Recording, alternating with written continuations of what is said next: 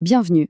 On s'est sûrement déjà demandé, en regardant le ciel, comment un simple tube avec deux bouts de verre peut nous montrer les cratères de la Lune ou les anneaux de Saturne. Eh bien, aujourd'hui, on va décortiquer ce petit bijou de physique, la lunette astronomique, pour comprendre comment elle transforme la lumière des étoiles en images incroyables. Tout ça, ça a commencé il y a bien longtemps, avec Galilée. Son idée, finalement assez simple, deux lentilles dans un tube, a littéralement révolutionné notre place dans l'univers. Alors la grande question, c'est comment ça marche? Quelle est l'astuce physique derrière cet appareil qui nous fait voyager à des millions de kilomètres juste avec nos yeux? C'est ce qu'on va voir ensemble. Allez, on commence par le début.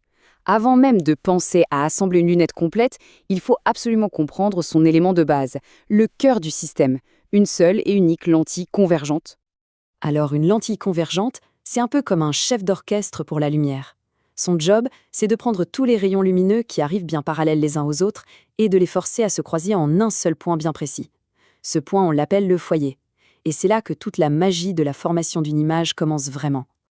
Pour savoir où l'image va se former, il y a quelques règles d'or en optique. On va en garder deux, qui sont super simples. La première, un rayon qui arrive parallèle à l'axe principal de la lentille va être dévié pour passer pile par le foyer image, qu'on note F'. La deuxième, un rayon qui passe exactement par le centre de la lentille, lui, il n'est pas dévié, il continue tout droit. Et l'endroit où ces deux rayons se croisent, eh bien, c'est là que notre image apparaît. Pour un objet très lointain comme une étoile, cette image sera toujours plus petite et, détail important, complètement inversée. Bon, maintenant qu'on a bien compris le principe d'une seule lentille, on peut passer à la vitesse supérieure. Parce qu'une lunette astronomique, ce n'est pas une, mais bien deux lentilles qui travaillent en équipe. Et chacune a un rôle bien spécifique. La toute première lentille, celle qui est tournée vers le ciel, c'est l'objectif. Son nom est assez clair, elle vise l'objet. Sa mission est double. D'abord, être la plus grande possible pour attraper un maximum de lumière. C'est ça qui nous permet de voir des objets très peu lumineux. Ensuite, elle forme une première petite image de ce qu'elle observe. La deuxième lentille, c'est l'oculaire. C'est celle où on vient coller notre œil. Son travail à elle est beaucoup plus direct, mais tout aussi crucial. En fait, elle se comporte exactement comme une loupe. Elle prend la petite image formée par l'objectif et elle la grossit pour qu'on puisse la voir en détail. C'est cette étape qui donne l'impression que l'astre est tout près. Donc, pour résumer, on a un duo de choc, mais avec des caractéristiques totalement opposées.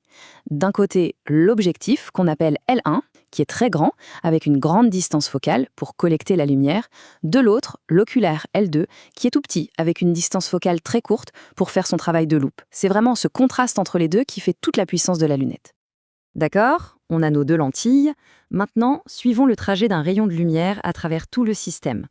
C'est ici qu'on va découvrir l'astuce de génie qui permet d'observer le ciel pendant des heures sans avoir mal aux yeux. Alors, ce secret il a un nom un peu technique. On appelle ça un système afocal. Qu'est-ce que ça veut dire? C'est tout simple. Ça signifie que les deux lentilles sont placées à une distance bien précise l'une de l'autre. Le point où l'objectif forme son image, son foyer image F'1, doit être exactement au même endroit que le point où l'oculaire attend la lumière, son foyer objet F2. Cet alignement parfait, c'est la clé de tout. Allez, suivons ce chemin. D'abord, la lumière d'une étoile lointaine arrive sous forme de rayons parallèles. L'objectif les fait converger et crée une première image, A1, B1. Et c'est là que le réglage afocal fait sa magie. Cette image se forme pile au bon endroit, sur le foyer objet F2 de l'oculaire. Du coup, l'oculaire prend cette image et il fait le travail inverse de l'objectif. Il transforme la lumière en un nouveau faisceau de rayons parallèles. Pour notre œil, c'est comme s'il regardait un objet à l'infini. Il n'a aucun effort de mise au point à faire.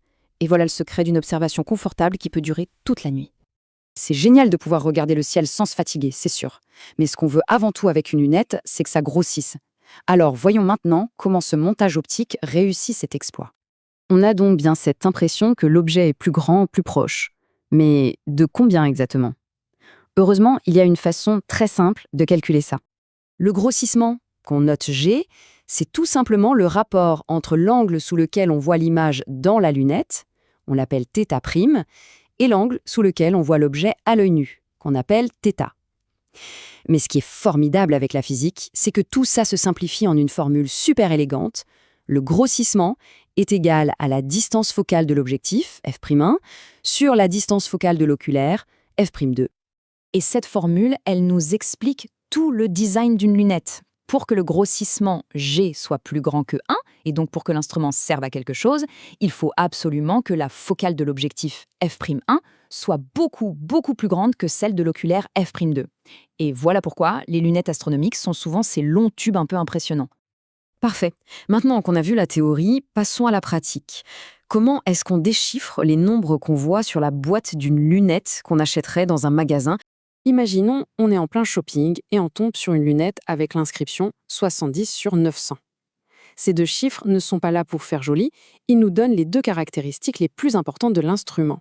En fait, c'est très simple. Le premier nombre, 70, c'est le diamètre de l'objectif, en millimètres. C'est en quelque sorte l'ouverture de la lunette, sa pupille. Plus ce chiffre est grand, plus l'image sera lumineuse. Le deuxième nombre, 900, c'est la distance focale de ce même objectif, f'1. C'est ce chiffre qui va nous donner le potentiel de grossissement de la lunette. Et voilà, le fonctionnement de la lunette astronomique n'a plus de secret. On est passé de la physique d'une simple lentille à la compréhension d'un instrument puissant. Alors maintenant, la vraie question n'est plus comment ça marche, mais plutôt, avec tout ça en tête, quelle merveille de l'univers est-ce qu'on choisit d'explorer en premier?